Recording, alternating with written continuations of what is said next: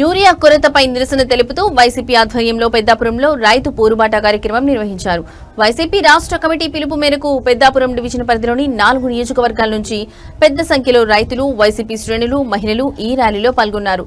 Municipal centre నుండి RTO కార్యాలయం వరకు భారీ ర్యాలీగా తరలివచ్చి ప్రభుత్వానికి వ్యతిరేకంగా నినాదాలు చేశారు. అనంతరం ఆర్టీఓ కార్యాలయంలో ఏవో మాధవరావుకు తమ సమస్యలతో కూడిన వినతి పత్రాన్ని అందజేశారు.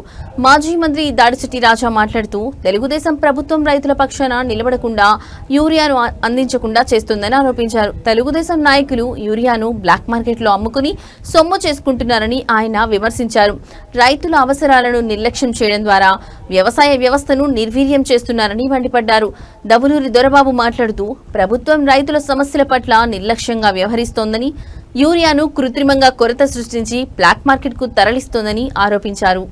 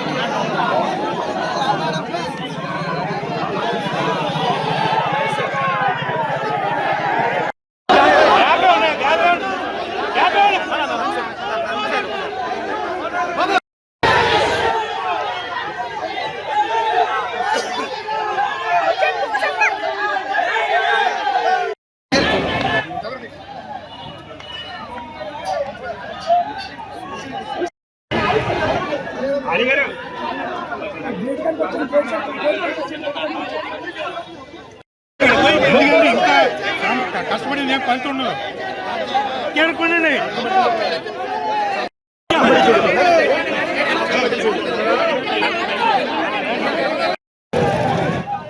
ఒకసారి అంటే నలుగురు ఒకసారి నిలబెట్టే దగ్గరికి